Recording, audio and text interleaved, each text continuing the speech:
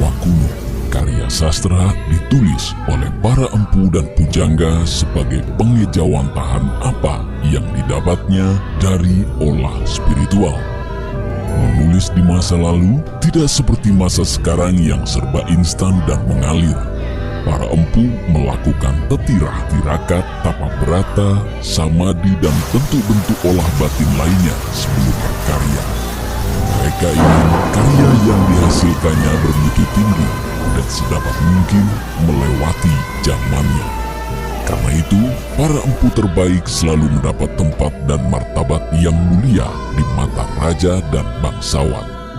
Saat era daun lontar sebagai media tulis mulai dikenal, mereka mendokumentasikan apa yang diperolehnya dalam laku-laku batinnya tersebut. Bentuknya bermacam-macam, mulai japa mantra, ketatanegaraan, keagamaan, hingga ketabiban atau kedokteran. Salah satu yang paling banyak dijumpai adalah karya-karya spiritual yang kadang kental dengan mitos. Legenda atau mitos adalah sebuah cara yang dibuat oleh para leluhur kita dahulu untuk membuat kita bukan hanya berpikir dengan mengandalkan otak semata, namun juga penelaahan spiritual dan kedalaman rohani. Mereka telah lama menyadari bahwa memahami teks literleks tanpa tafsir kebijaksanaan adalah kosong semata. Taburan hal-hal supranatural yang tidak masuk logika dalam karya-karya tersebut seakan memaksa otak dan batin kita untuk bekerja lebih keras lagi memahami maksud cerita, mengambil hikmah-hikmah kebijaksanaan di baliknya, sekaligus mewaspadai hal-hal buruk yang sama-sama tertulis di dalamnya.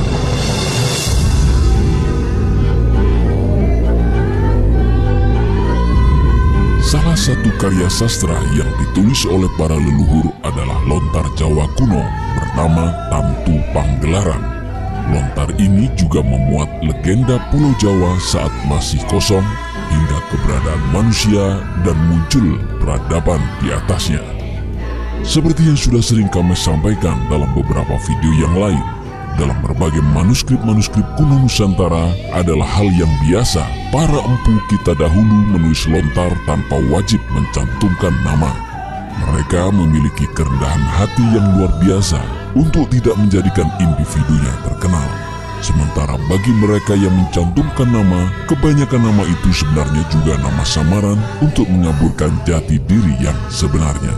Demikian juga halnya dengan Tantu Panggelaran. Lontar ini anonim, namun berdasarkan penyelidikan menggunakan ilmu filologi, diketahui lontar ini ditulis pada sekitar masa akhir Majapahit.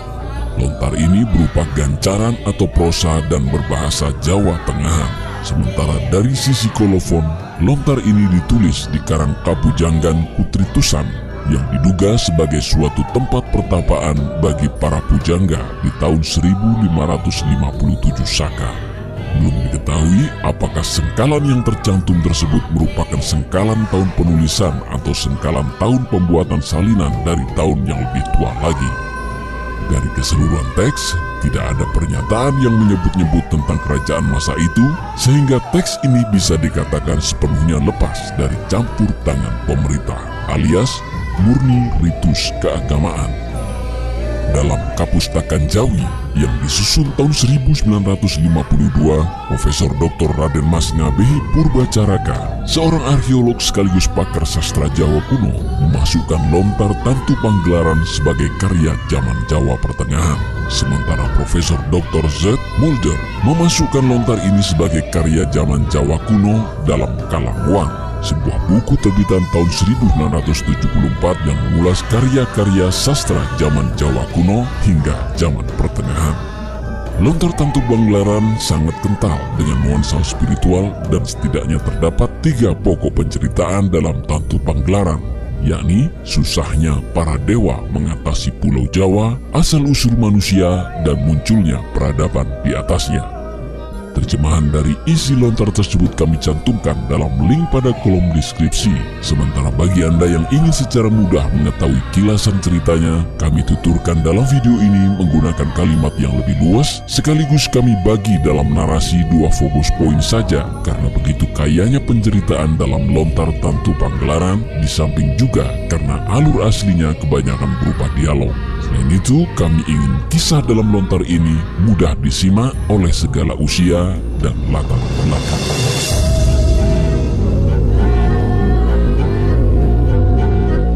Kala itu, Pulau Jawa masih kosong dan tak berpenghuni. Belum ada manusia di sana. Pulau Jawa sering mengalami goncangan. Tidak diceritakan apa penyebabnya. Namun hal ini membuat para dewa resah. Suasana di Pulau Jawa ini membuat Bathara atau Dewa Jagat Pramana mengambil sikap. Bersama Bathari Parameswari, beliau mencipta Gunung Dieng. Prosesnya cukup lama, namun itu belum cukup. Selanjutnya, Bathara Guru memimpin musyawarah para dewa, termasuk di dalamnya para bidadari dan bahkan kaum genderuwo. Semuanya menyembah dan bersila menghadap Bathara Guru. Pada pertemuan itu, Bathara Guru memerintahkan semua yang hadir di situ untuk memindahkan Sang Hyang Mahameru atau Gunung Mahameru yang berada di Jambudwipa atau India ke Pulau Jawa. Tujuannya agar Pulau Jawa tidak bergoyang-goyang lagi. Tidak ada yang menolak perintah itu. Mereka pergi ke Jambudwipa dan menyaksikan bagaimana Gunung Mahameru luar biasa besar dan tingginya 100.000 yojana. Tidak semuanya dipindahkan karena saking besarnya. Para dewa hanya memindahkan setengahnya saja hingga bagian puncak. Bathara Wisnu menjelma menjadi ular raksasa sebagai tali. Bathara Brahma menjelma menjadi kura-kura raksasa sebagai alas Mahameru. Dan saat puncak gunung ditarik, keluarlah ledakan besar dan api yang membara. Kerja besar yang dilakukan para dewa dilakukan sembari puja-puji, sementara Bathara Bayu yang memiliki kekuatan besar naik ke punggung kura-kura raksasa sambil memegangi Mahameru. Kepindahan ini membuat Mahameru seperti berjalan-jalan karena segenap para dewa tidak kasat mata. Dalam perjalanan itu, para dewa kelelahan. Mereka kemudian berinisiatif untuk minum dari air yang keluar dari Mahameru. Namun mereka tidak menduga bahwa air itu mengandung racun dahsyat yang bernama racun Kalakuta. Para dewa pun mengalami banyak kematian.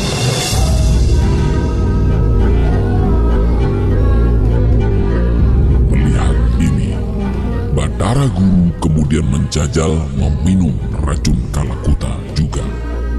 Bathara Guru terkejut, lehernya menghitam seperti toh.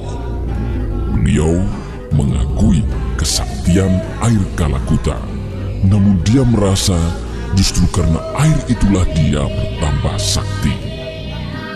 Bathara Guru kemudian menatap air itu dan berubahlah menjadi air kehidupan yang suci.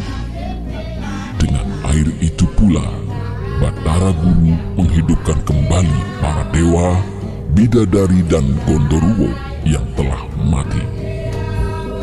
Usaha pemindahan itu dilanjutkan kembali. Sang Hyang Mahameru yang disebut juga Sang Hyang Mandaragiri diletakkan di Jawa Barat.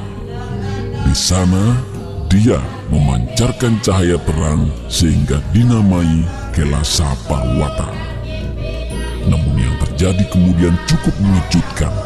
Pulau Jawa terjungkit sehingga Jawa Timur naik ke atas. Melihat hal ini, Mahameru kembali dipindahkan. Dalam perjalanannya, Mahameru berceceran. Ceceran itu kemudian dinamai Gunung Katung, Gunung Wilis, Gunung Kamput, Gunung Kawi, Gunung Arjuna, Gunung Kemukus, dan lain sebagainya. Bagian paling ujung puncak Mahameru sendiri jatuh lalu diberdirikan oleh para dewa. Para dewa terkejut karena ujung itu suci atau pawitra. Mahameru kemudian disandarkan dekat Gunung Brahma atau Gunung Bromo. Namun gunung ini tidak kuat sehingga Gunung Brahma terpaksa harus diperkuat lagi. Sejak saat itu, Gunung Mahameru dinamai Gunung Misada, namun belakangan kita lebih mengenalnya sebagai Gunung Semeru. Sejak saat itu pula, Pulau Jawa tak lagi bergoncang-goncang. Para dewa kemudian memuja dan mengaturkan puja-puji. Di dalam gunung tersebut, para dewa mengambil isinya yang berupa mirah, komala, dan intan, lalu diberikan pada Bathara Parameswara. Namun sebuah kendi manik bernama Sang Hyang Kamandalu dan berisi tatwa merta Siwamba atau air kehidupan suci tidak mereka ketahui bahwa ada di dalamnya. Dua raksasa bernama Ratmaja dan Ratmaji mengambilnya. Saat isi Mahameru diberikan para dewa pada Bathara Guru, beliau keheranan karena tidak terdapat kendi Kamandalu. Para dewa yang ditanya tidak ada yang mengetahuinya. Namun Sang Hyang Raditya atau Dewa Matahari dan Sang Hyang Wulan atau Dewa Bulanlah yang berhasil menjawabnya bahwa Kamandalu telah diambil oleh Ratmaja dan Ratmaji. Bathara Brahma dan Wisnu kemudian mendatangi dua raksasa tersebut. Saat kendi Kamandalu diminta, keduanya justru tidak memberikan dan sekuat tenaga mempertahankannya. Brahma dan Wisnu kemudian pulang, namun datang lagi menggunakan wujud dua perempuan cantik. Keduanya menggoda Ratmaja dan Ratmaji. Saat kendi Kamandalu berhasil dipegang oleh Wisnu, kedua Bathara ini kemudian segera berlari cepat tak terkejar lagi oleh dua raksasa hingga keduanya tak mampu berbuat apa-apa lagi.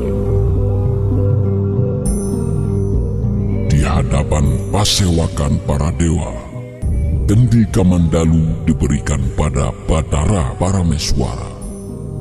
Para dewa kemudian meminumnya sehingga mereka menjadi makhluk abadi.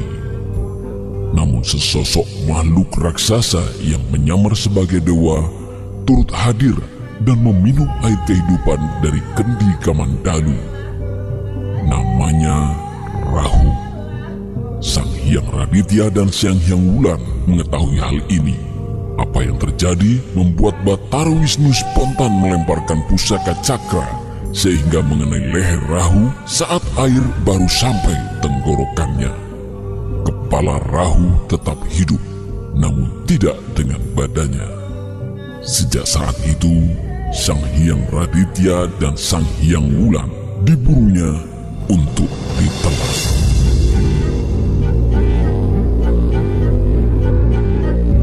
Fokus kedua yang kami buat untuk memahami isi Tantu Panggelaran adalah tentang asal-usul manusia dan peradabannya. Dalam Tantu Panggelaran, Bathara Wisnu diperintahkan membuat manusia laki-laki, sementara Bathara Brahma membuat manusia perempuan. Unsur yang digunakan adalah tanah yang dikepal-kepalkan lalu dibentuk menyerupai para dewa. Keduanya kemudian dipertemukan dan saling mengasihi hingga beranak pinak. Namun mereka belum memiliki rumah dan belum menggunakan penutup tubuh, pun juga belum memiliki pekerjaan. Mereka berucap tapi tidak tahu apa yang dikatakannya. Daun dan buah dimakan demikian saja. Melihat hal ini, para dewa kembali berkumpul menghadap Bathara Guru. Dalam pertemuan itu, Brahma diminta turun ke bumi untuk menajamkan benda-benda tumpul sehingga menjadi panah, parang, pahat, dan sebagainya. Pekerjaan ini kemudian diberi nama pandai besi. Dewa Wiswakarma diperintahkan membuat rumah dan pekerjaan ini diberi nama Hundahagi atau membangun. Iswara diperintahkan untuk mengajar manusia berbahasa, hukum maupun administrasi. Ajarannya bernama Dasasila atau 10 hal utama dan 5 tata tertib. Dia juga mengajar para kepala desa sehingga disebut guru desa. Wisnu diperintahkan agar manusia menuruti kehendaknya karena dialah yang akan menguasai bumi. Mahadewa diperintahkan untuk menjadi pembuat perhiasan emas dan pakaian. Begawan Ciptagupta diperintahkan mengajar membuat lukisan dan hiasan-hiasan dekorasi. Kerja para dewa ini dibantu oleh 5 makhluk, yakni api, angin, air, angkasa, dan tanah. Demikianlah, manusia semakin banyak dan peradaban terjadi menurut lontar Tantu Panggelaran.